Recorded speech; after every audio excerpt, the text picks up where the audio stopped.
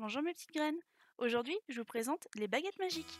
Pour cette recette, il vous faudra 30 centilitres d'eau tiède chaude, 8 g de levure boulangère sèche, 8 g de sel fin, 375 g de farine, une cuillère à soupe de farine, un grand saladier et un torchon.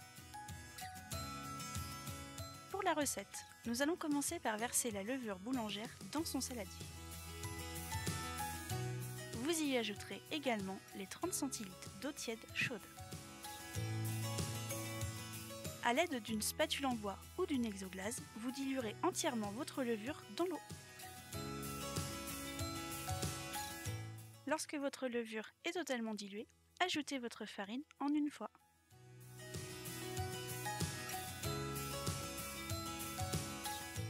Pensez également à ajouter votre sel.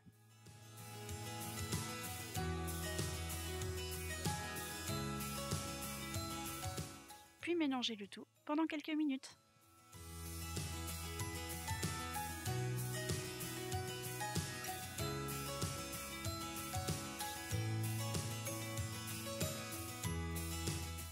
Lissez le dessus de votre pâte.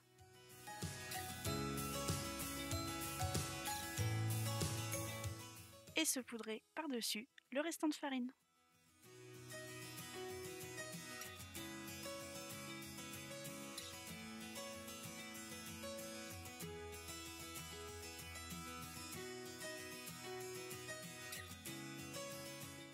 Il ne vous reste plus qu'à couvrir d'un torchon et de laisser reposer votre pâte pendant 1h30 dans un endroit où il fait bien chaud.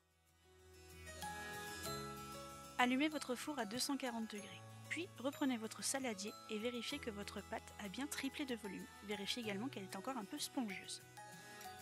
Farinez généreusement votre plan de travail. Puis versez votre pâte en une seule fois.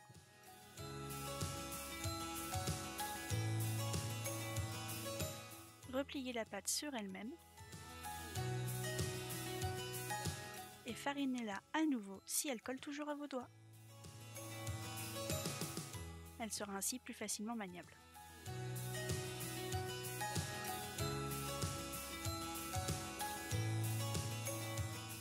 A l'aide d'un couteau, divisez votre pâte en 2 portions.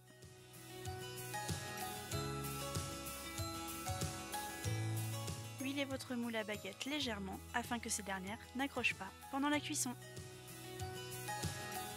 Formez votre première portion en un long pinton pour obtenir une première baguette. Puis, déposez-la sur votre moule préalablement huilé. Réalisez cette opération une seconde fois.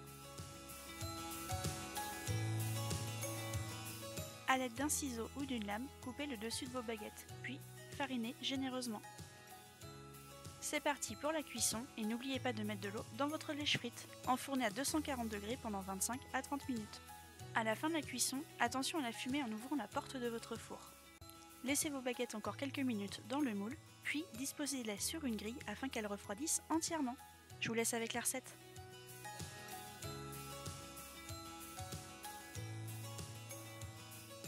Mais si jamais un petit sandwich au radis noir, jambon et gouda vous intéresse, alors laissez-vous tenter. N'oubliez pas de mettre un pouce bleu sur ma vidéo et de la partager. À bientôt les gourmands!